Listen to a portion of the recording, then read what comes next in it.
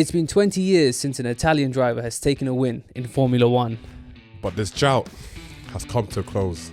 This drought is now over because of one name, Mr. Kimi Antonelli.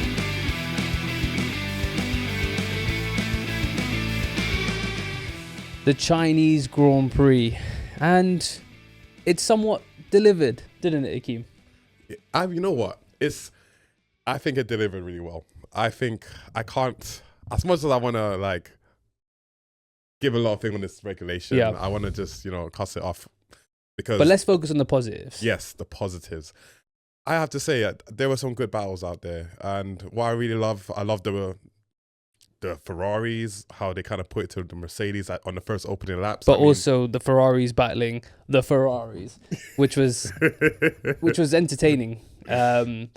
But more so on the positives on the regulation, I think, before we get into everything that's happened in this Chinese Grand Prix, on the regulation, I think the one big positive is the active aero. And what it was designed to do was to tackle the dirty air and have more wheel-to-wheel action, which we actually have been seeing in Australia. True. And we've seen it big time in China. You saw the battles between the two Ferrari drivers, the battles between the Ferrari and Mercedes drivers, and also the midfield battle between the Alpine and the Hasses. So we are getting wheel-to-wheel action on the Wheel-to-Wheel podcast. Yes. I'm telling you. And I think you have to give it some credit to the drivers as well, because I know the whole push to pass thing is a thing, but there are some stuff where I'm seeing some real driving crafting being done, especially in the long turn around the corner. That's definitely some credit to the drivers right there, man, because that's them putting in the work there. And I love to see that. And even with the aero, like you said, they're able to get a lot closer to each other, and we can see them actually fighting the cars more in the corner as well. It's great to see, and I love that side of it. Yeah, it's just, in the ground effects, you get caught in the wake of the dirty air. So when you get closer to the driver in front, you start to lose the rears, your tires degrade much quicker. And I think with the active aero, the flexi front wings, the rear wing, it's doing its job. Yes.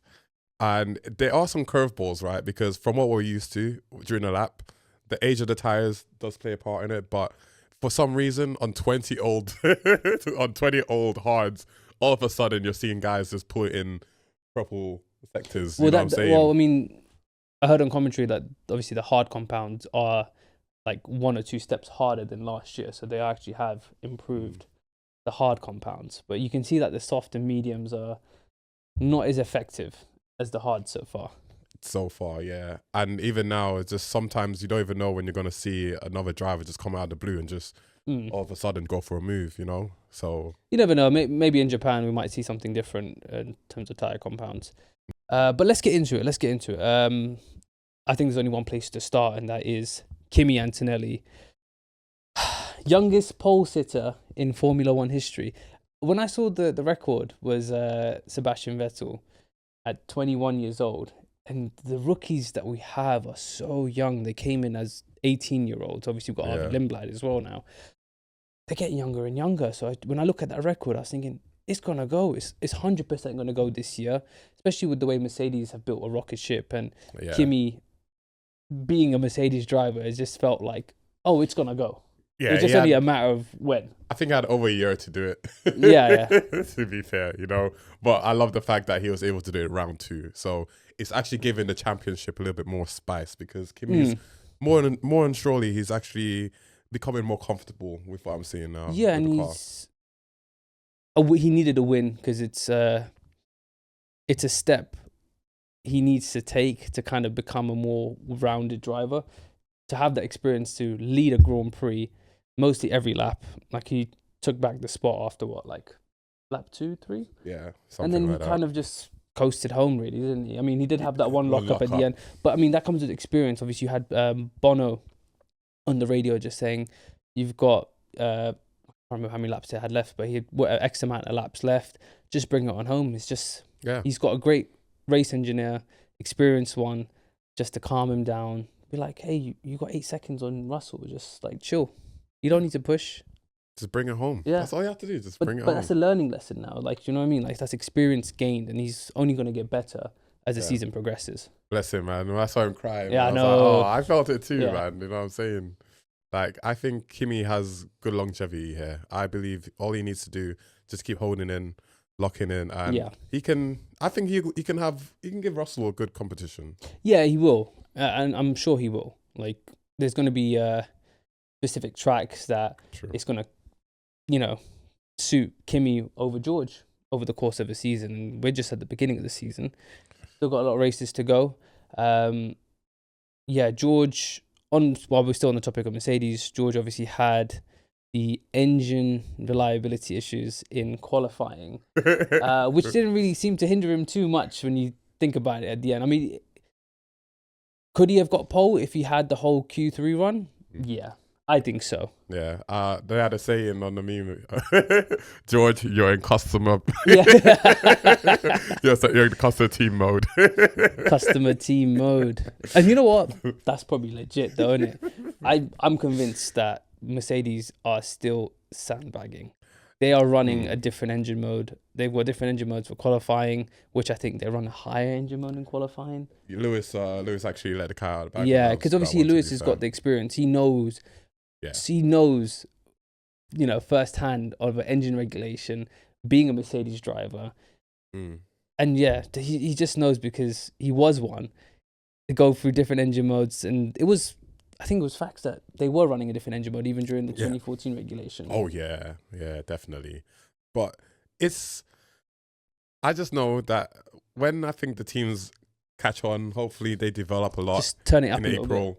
Yeah. Because what's going to happen now is like reliability would play a part if the engines were turned up. So we'd probably see more problems. But the engines just performing at probably 50-60%. We're going to see strong reliability for the Mercs for this season, to be fair. Yeah. Let's move over to Ferrari, which were, I'd say, the bright spark of this Chinese Grand Prix.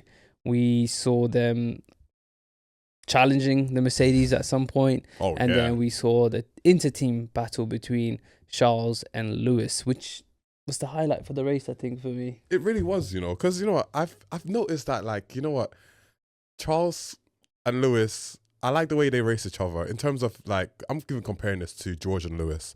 I've realized that Charles and Lewis, they have a mutual understanding with each other.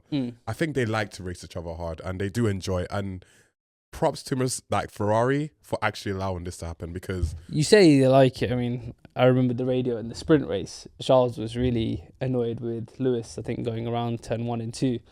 He's like, does he know how wide these cars are? I was like, ooh, it's getting a bit spicy. The guy was at his wedding.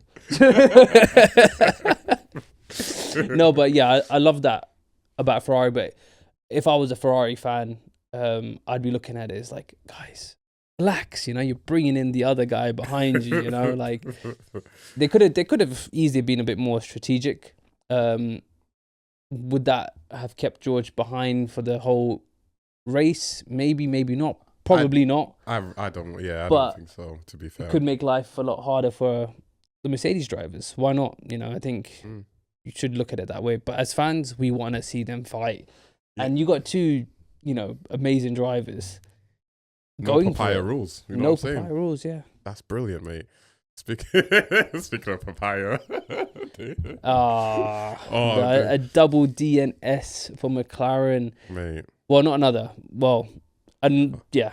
I think for Oscar, it's a double DNS, which is sad. I think they got all three: a double DNS, a double DNF, and a double DS. Did they get a double DSQ as well? That's Vegas. Yeah, disqualification. So, they got the trifecta. They got the trifecta. Well, when was the double DNF? Was it last season? I think it was last season, innit? Like, no, Orlando got two DNFs. Because remember, this is how, like, I said, this is how Max kind of came more into things as well. No, that was Vegas for the disqualification. Okay. They still yet to do a double DNF. Okay. Lando got 2 DNFs. Oscar didn't really have that much reliability issues. He just crashed out in Baku. Oh, okay. Yeah. So bucket list for McLaren, if you're listening to me, you need to tick that one off eventually. Maybe, hey, listen, it's the start of a new regulation. You got all the time in the world, and the likelihood of that happening is quite high. So don't be sad, McLaren. You still got time. But it is expected at the start of a regulation to see a lot of reliability issues. Like, I mean, God, before the race even started, what did we have? 4 or 5 do not starts.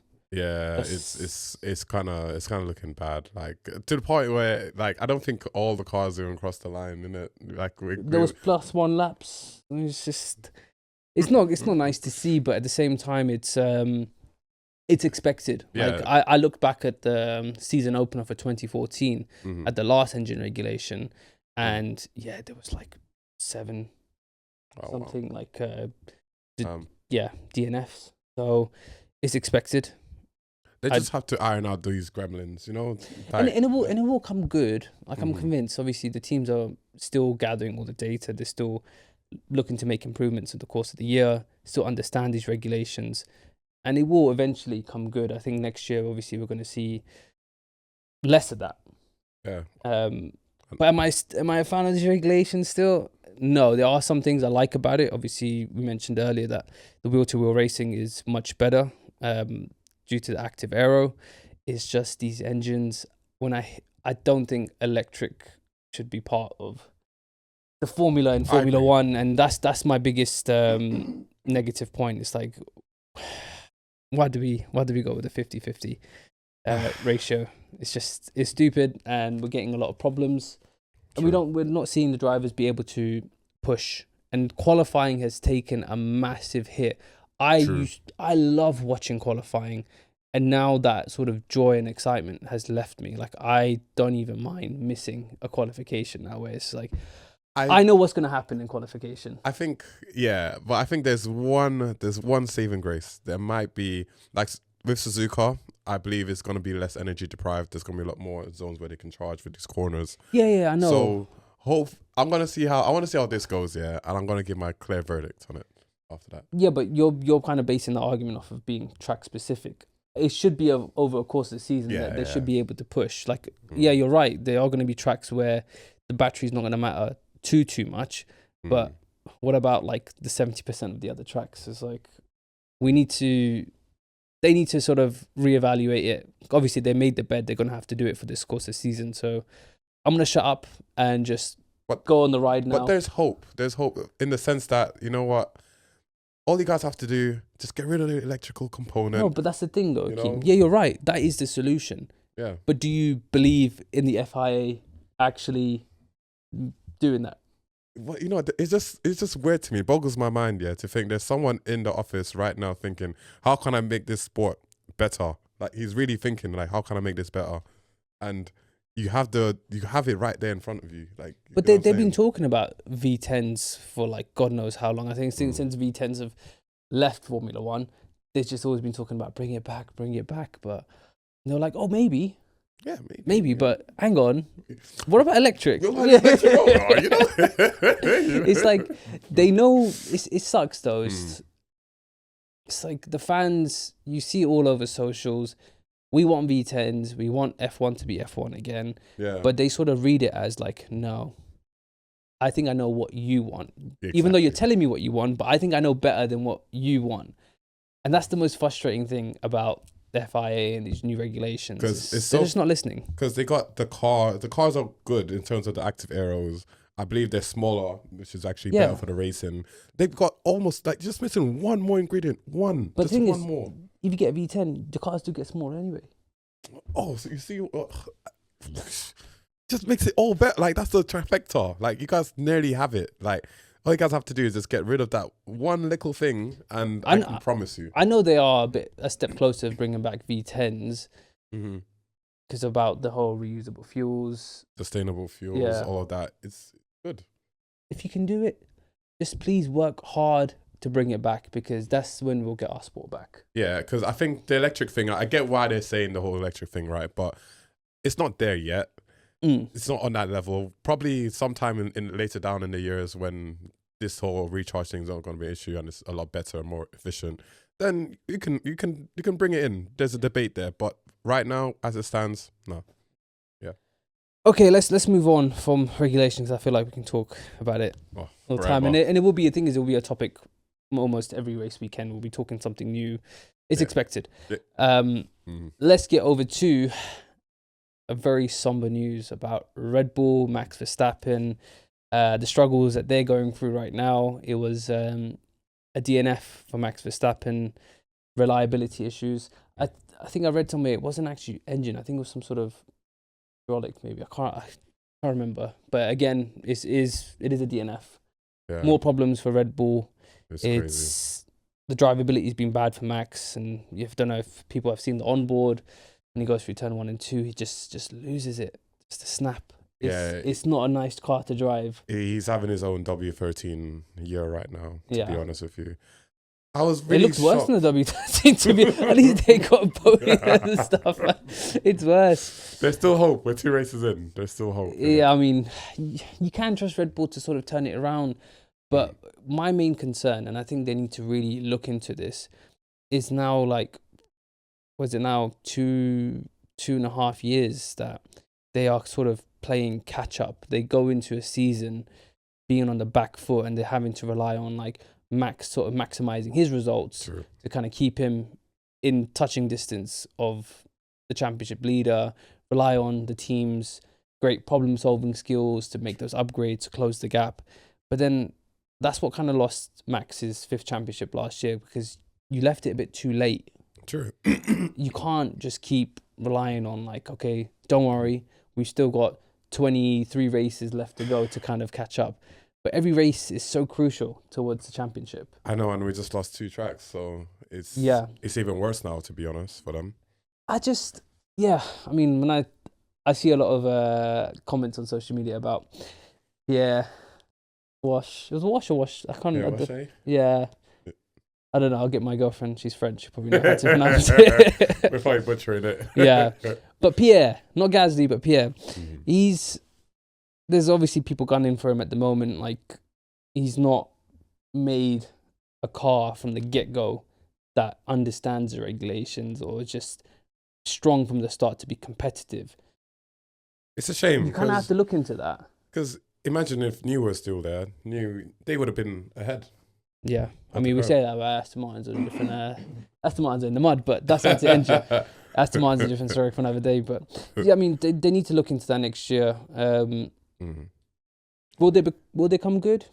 Yeah, I think they still got P3 confirmed, because the way McLaren is right now, I don't see them doing that much better. But I think McLaren's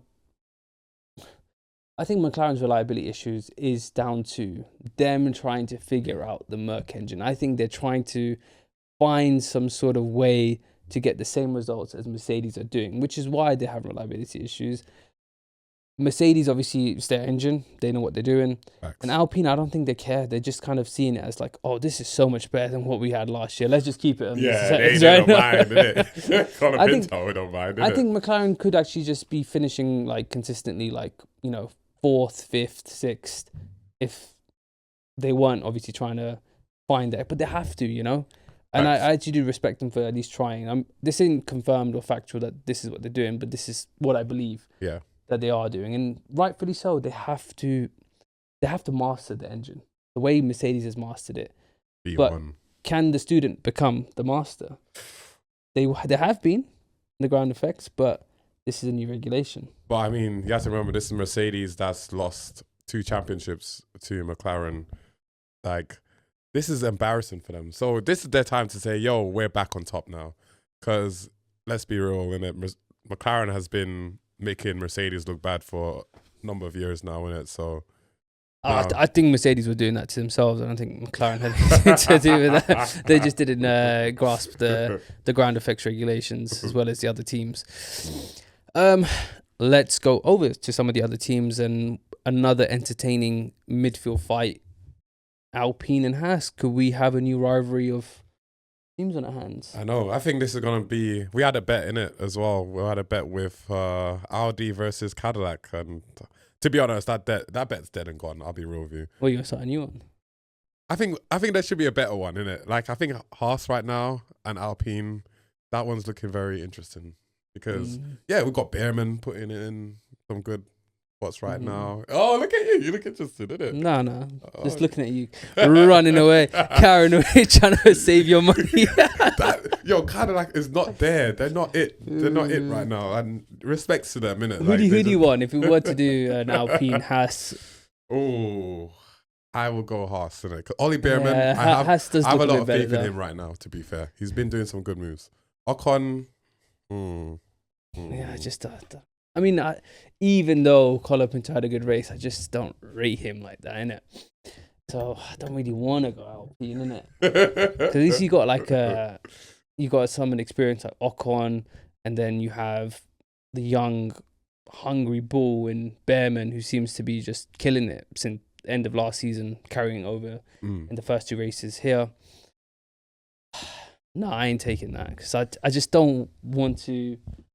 Like, I do want Alpine to do better. It's just I don't know about Colapinto like that, you know.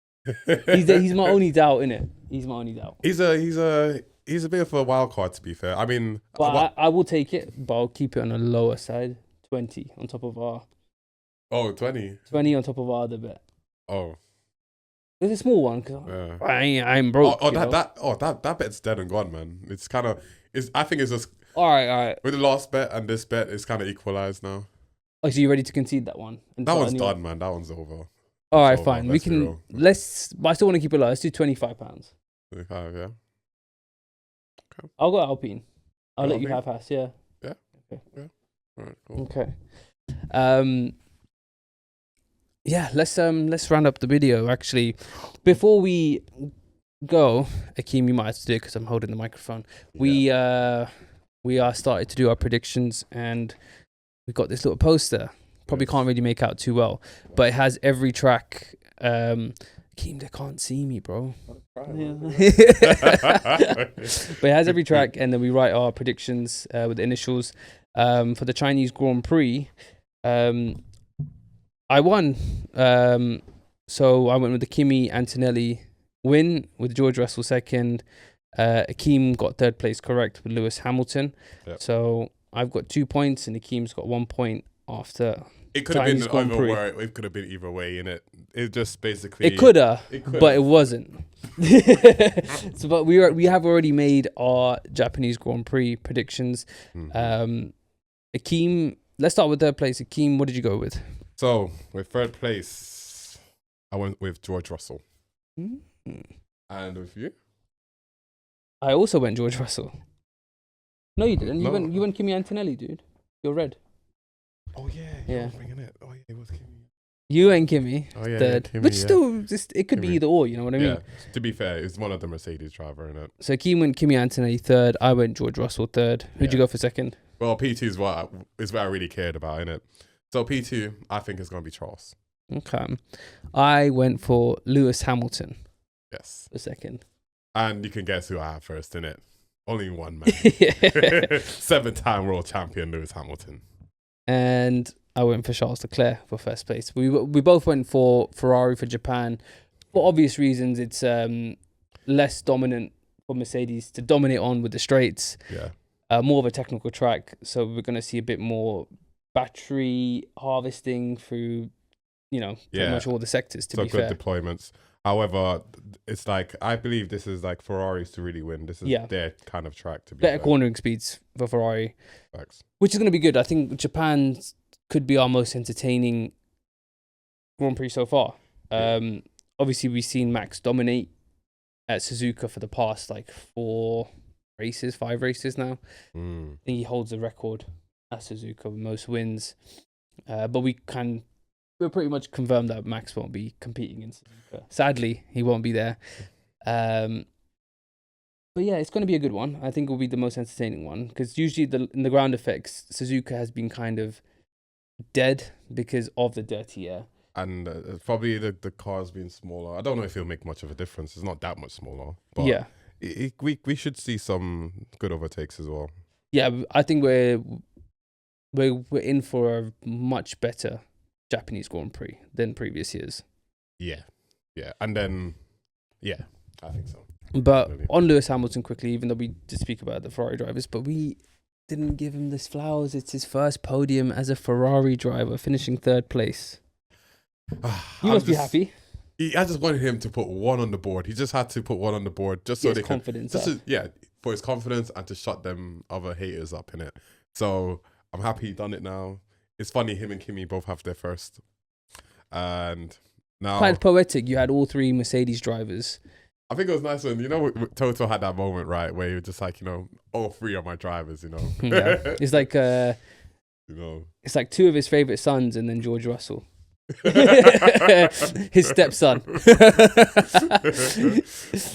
The son he just had because he got with someone married a woman that's got a kid. That's what it feels like. Well, he's still doing it proud, Yeah. And it just feels like George Russell is just fighting so hard for Toto's admiration. He's that son. Yeah. But it's like in Game of Thrones. He's the bastard son. Yeah. I mean, let's be real. If Max comes in right now, did you see what he said in an interview? He's still fighting for Max, even though like he's got two drivers going 1 and 2s. So do you reckon, right? If let's just say hypothetically speaking, George going? George wins the championship. He's going, and Max is like, "Yo, I wanna come on board." Yeah, he'll get rid of George. Yeah. I'm confident of that. He's gonna obviously look after he loves Kimi. Kimi is his passion project. You know what I mean? Kimi winning today was probably like one of the best feelings for Toto Wolff. He's more proud than his dad. Yeah, he was, even in an interview with Sky, he was saying that, he was like, oh, they told me he's too young, he's not ready for Formula One, and now look at him. Like, he's so proud that he bet on a young kid to come in, and he's loving that he's proved people wrong, that look, he's just won a race. True. What are you telling me now? Good. Let's go, Kimi. Come on, Kimi. Kimi is his Max Verstappen. That's what he was so upset that he missed out on Max Verstappen because he had him. He had him, but he couldn't offer him a seat at Mercedes because Nico was still there. Red Bull swooped in, gave him the seat at Toro Rosso. Max and his dad just wanted a seat in F1, so they got it. True. And now that he's seen what Max is capable of, he even wanted him when Lewis was there, but Lewis told him, don't speak to Max. Like, once Max left, he's flirted so hard. He flirted right in front of George's face. Even though he knew that George probably could deliver him a championship in this regulations, he's still flirting with the man. That's how sought after Max is. You know what I mean? Oh, it's going to be very interesting because if Red Bull continues on this trajectory, Max is going to be looking at that Mercedes like, yo, I want to come on board now. Do you think you would go? I reckon, because at this point, like, let's be real, if this continues, Max is he's either gonna vacate to another series for a year or something, or he's gonna go to the next available option, Mercedes.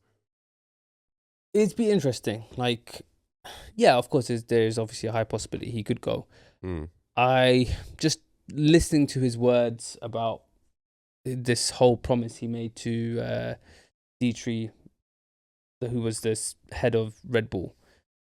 He promised him that he would obviously finish his career at Red Bull and have loyalty and stuff, and he said he would do it. Would he do it? I don't know, but he's obviously got that. You're gonna say something sneaky, are you? I can see it, sneaky boy, cheeky boy. But promises don't win championships. That's the thing. But he seems like a driver that he's already won 4 world championships, and he's doing other things in motorsport that he wants to do. He's obviously doing the Nürburgring, 24 hours. He spoke about doing Spa. He's thinking about, obviously, he already talked about Le Mans. He's got so many things he's able to tick off, and I think Red Bull gives him that freedom to be able to do it, like with other constructors do it. I think Toto would actually give him the freedom. Toto would definitely let him flirt with all the other series. Yeah. He even put his Mercedes in Red Bull. Yeah. And he did that for him, though. Yeah. I think he tried to change a date to something to kind of accommodate Max to be able to race. So, yeah, he needs all that. Max is more than F1 driver. He's just a pure racer, isn't he? Yeah, man. Races in his DNA, mate. But I respect that. I rate that about him. Yeah. I wish more F1 drivers. I think more F1 drivers will start to do it. Now that I've seen Max do it mid-season, he's just doing it. Do you know what I mean? I think he's sort of a trendsetter. And even it's great for the fans as well, because even being a Formula One fan, it's like seeing Max go over there, I would actually go and watch that race. Yeah, like I would 100%. actually watch 24 hours to see Max. Yeah, like is that I think mad? he's gonna bring a lot of fans Yeah, over there. yeah, I'll go over to watch him. As much as I hate him, I'll still go. He most likely will go down as like not just Formula One of the greats, but he'll go down as like, if not the greatest motorsport driver, because if he goes off and ticks off all those wins in those 24-hour endurance races, it's going to be hard to deny him the crown. Yeah, because more racing is like, they're just so different as well. It's just a massive umbrella. Know? Yeah, facts. You have drifting, you have rally, you got all these. I could see him doing rally at one point, Oh, rally's crazy, man. Oh, it is crazy. Yeah, I think that's everything we wanted to talk about. Yeah. Thank you guys for joining the Wheel to Wheel podcast, and we shall see you next week. Yes.